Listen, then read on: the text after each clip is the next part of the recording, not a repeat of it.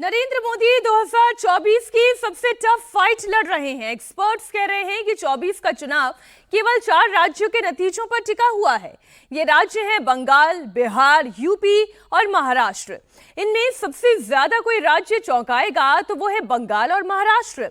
महाराष्ट्र में चुनाव 5वें राउंड में ही खत्म हो गया।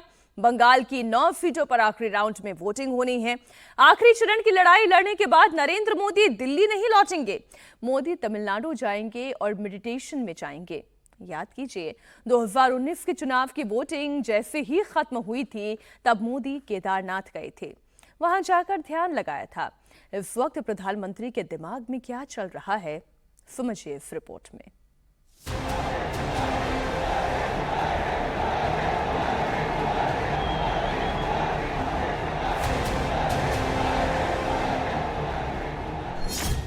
486 में से 318, क्या 64% की स्ट्राइक रेट के साथ मोदी की पार्टी छठे राउंड तक 318 टच कर चुकी है?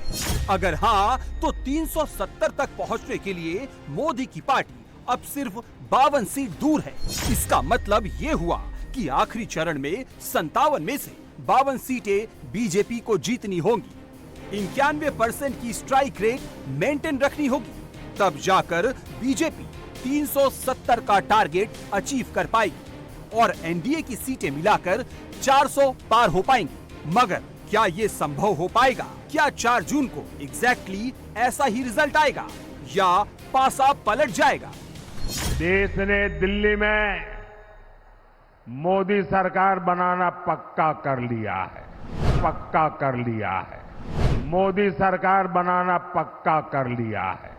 पक्का कर लिया है।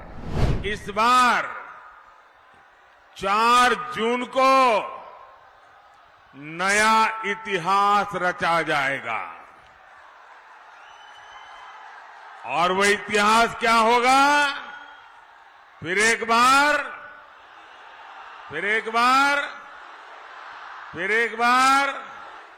मैं लगातार देख रहा हूं, इस बार टीएमसी और इंडी वालों के बड़े बड़े किले ध्वस्त होने वाले हैं।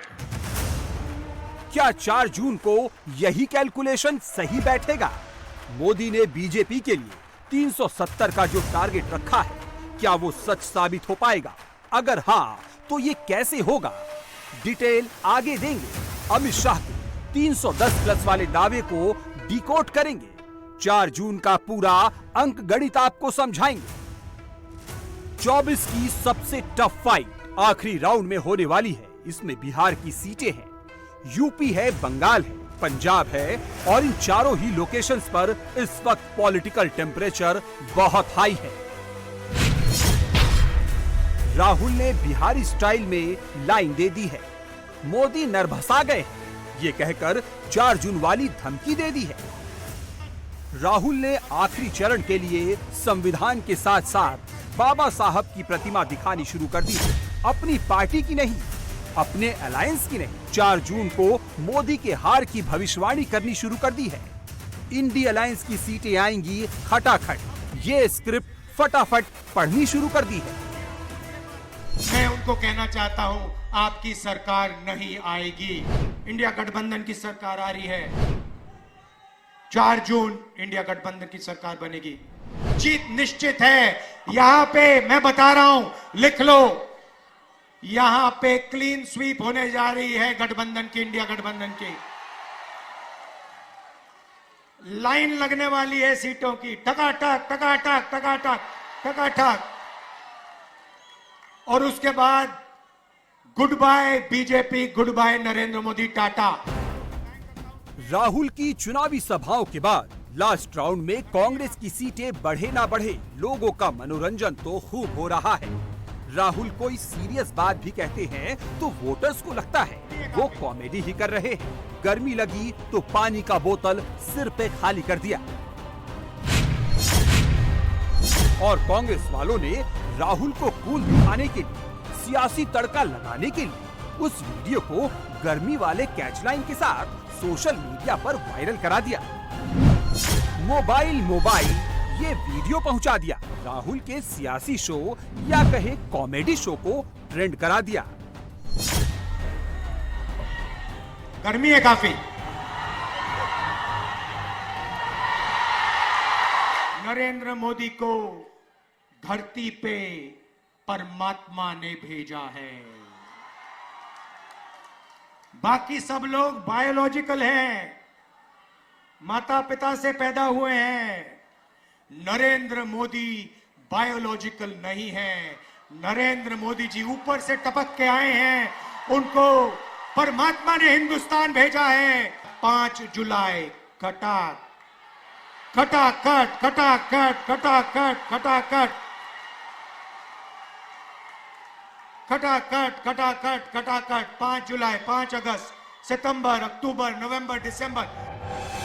जिस वक्त पूरे विपक्ष को इस बात की टेंशन होनी चाहिए कि 4 जून को कौन किस पोजीशन पर रहेगा, किसको कितनी सीटें मिलेंगी, उस वक्त इंडिया अलायंस में शामिल कांग्रेस, सपा और आरजेडी के नेता वीडियो गेम ही खेल रहे हैं। वीडियो रिकॉर्ड करने में ही बिजी हैं। पहले राहुल अखिलेश का वीडियो आया, अब राहुल तेजस्वी का वीडियो आया है। और इस वीडियो में भी राहुल या तेजस्वी ये नहीं बता रहे कि 4 जून को वो कितनी सीटें ला रहे हैं। वो तो यहाँ भी मोदी मोदी ही किए जा रहे हैं, मोदी को ही गालियां दिए जा रहे हैं। इनको लग रहा है कि ऐसा करके ही वो अपनी सीटें बढ़ा रहे हैं, खटाखट मोदी की सीटें घटा रहे हैं। ये जो कह रहे हैं कि मैं भगवान का काम करता हूँ, ये नर्वसनेस है कि चुनाव में आपको क्या लग रहा है? शुरू से मैं कहता रहा हूँ चौंकाने वाला रिजल्ट आएगा, है ना, यूपी में और बिहार में। ये बहुत आसान नहीं रहना। लोग काम देखना चाहते हैं। 10 साल मौका दिया, कुछ नहीं किया बिहार के लिए, तो पीपल समझ चुके हैं कि मोदी जी झूठ बहुत बोलते हैं। बट नॉन स्टॉप झूठ बोलते हैं, नेचुरली, बिल्कुल बिना झिझक के, कंफर्टेबली, और बिना सोचे समझे बोलते हैं, और कुछ भी बोल सकते हैं। बट आपने नोटिस किया कि इनका जो नॉर्मल कैंपेनिंग होता है वो जो चल नहीं रहा है बिल्कुल, और हमारी बात बोल रहे हो। बिहार में कोई करेंट वेव कुछ नहीं है उनका, ना भीड़ होती है ना कुछ होता है। अब लोग ऊब चुके हैं, क्रेडिबिलिटी चली गई पूरी। देश की जनता मोदी जी को भगा रही है फटाफट फटाफट फटाफट। मगर सच तो यही है कि मोदी को बुरा भला कह के इंडी वाले चुनाव नहीं जीत सकते, मोदी के आंकड़े के करीब भी नहीं पहुंच सकते। उल्टे विरोधियों की भाषा आखिरी फेज में मोदी की सीटें बढ़ा देंगी। और ये कैसे होगा, ये पूरा नंबर गेम समझने से पहले आपको मोदी की ये बात ध्यान से सुननी चाहिए, क्योंकि मोदी ने नतीजे से पहले ही कह दिया है कि आखिरी दौर की वोटिंग इंडिया अलायंस की सियासत का भी आखिरी दौर ही साबित होगा।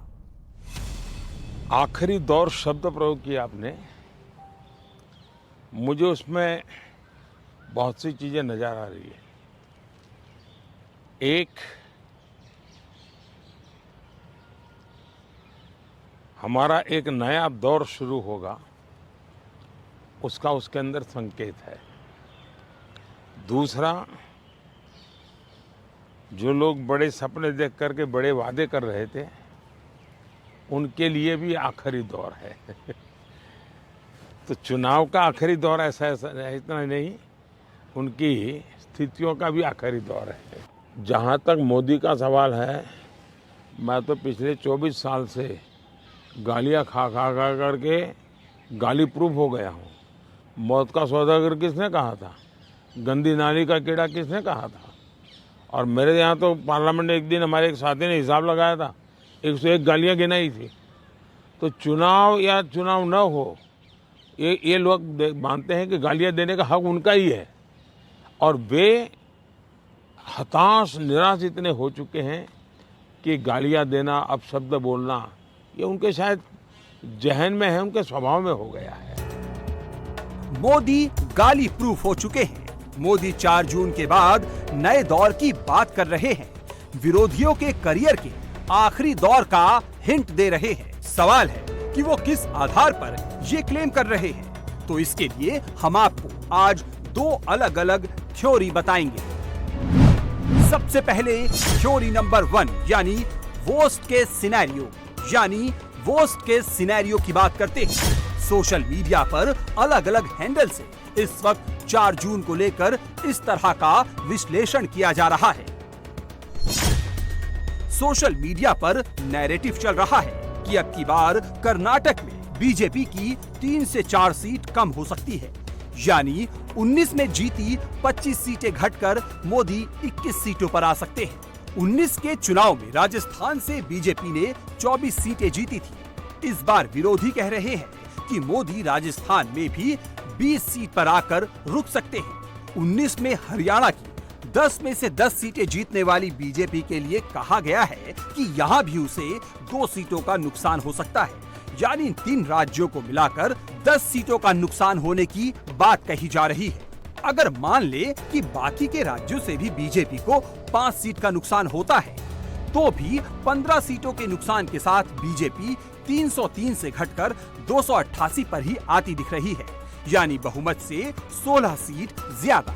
अब अगर मान ले 2019 के मुकाबले 2024 में अगर तमिलनाडु में बीजेपी 3, बंगाल में 6, तेलंगाना में 4, पंजाब में 2, केरल में 1, आंध्र में 2, ओडिशा में 5 और यूपी में 7 सीट एक्स्ट्रा जोड़ लेती है, अगर 30 सीट गेन करती है तो 288 प्लस 30 यानी बीजेपी अकेली अपने दम पर 318 तक पहुंच सकती है, यानी 19 से 15 सीट ज्यादा।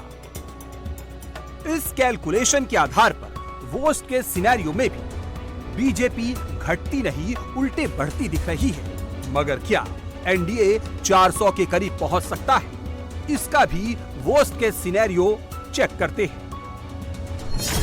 2019 में एनडीए की टोटल सीटें थी 352। अगर मान ले कि एनडीए को बिहार में 2 से 3, महाराष्ट्र में 2 से 3 और पंजाब में 2 सीटों का नुकसान होता है, तो ये टोटल 8 सीटों का लॉस होगा।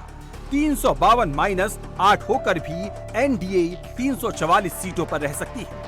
अब अगर ये मान ले कि एनडीए को आंध्र में 10 से 12, तमिलनाडु में 2 से 3, कर्नाटक में 2 से 3, यूपी में 2 से 3, उत्तर पूर्वी राज्यों में 2 से 3 और अन्य राज्यों में 2 से 3 सीटों का फायदा होता है, तो टोटल सीटें हो जाती हैं 27। और अगर 19 के 352 में 27 सीटें जोड़ दे तो एनडीए आसानी से 379 सीटों तक पहुंच सकती है।